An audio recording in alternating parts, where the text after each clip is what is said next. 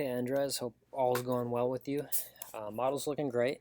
So I'm just going to cover things in Sketchfab with you from now on because it seems like you got a good grasp on all the technical stuff. So I'd really just, like to cover more artistic things with you and how we can, push this guy even further. Um, the number one thing that jumps out to me is the texture on the wings yet. I still feel like the patterns too large on here, which is kind of making his scale feel different. So if you look at these details up here, on these spikes, I love it, but it's got a smaller scale than what's over here, so it makes these spikes feel large, right?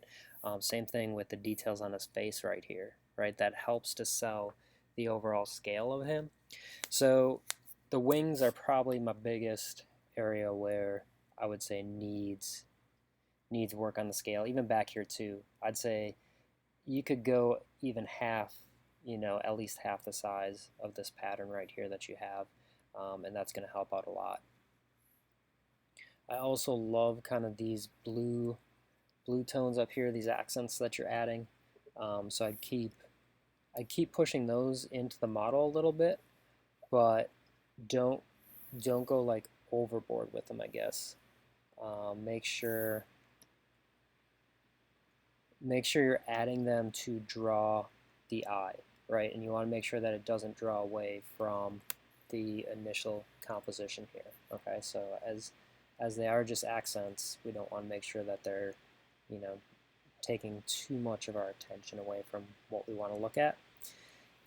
And I'm not sure if you can do this in Sketchfab because I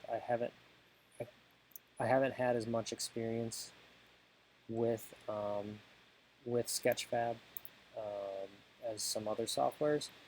But if you can overlap normal maps, if you can build out a material, I would actually, in the normal map, you could put some more high frequency details. So you could use a tileable texture over some of these areas, and you could break up the normal and the spec even more, so you get some kind of micro type bumps on there. So that's one trick that you could try using.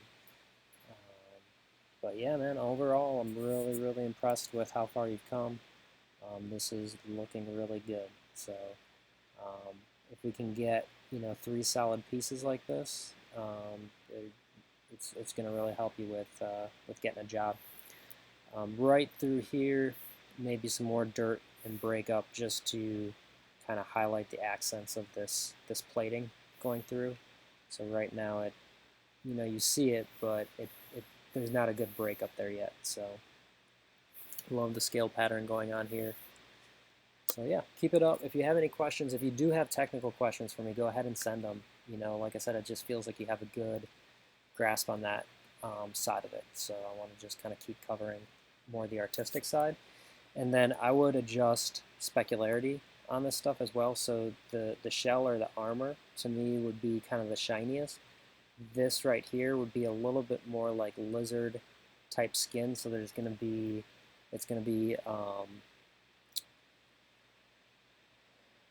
trying to think of the term that they probably use in Sketchfab. In RenderMan, it would be less glossy, right? Less shiny. So if you want to break up this surface so it feels a little more dry, if you will, not as tight of a specular highlight on it, I think that's going to help. Teeth could have a tight specular highlight on it, so varying the specularity between this stuff is really going to help it to feel more organic as well. So good job so far. Let me know if you have any technical questions. Otherwise, other than some scale and a little bit of highlights and some other texturing stuff I covered, you're doing a great job.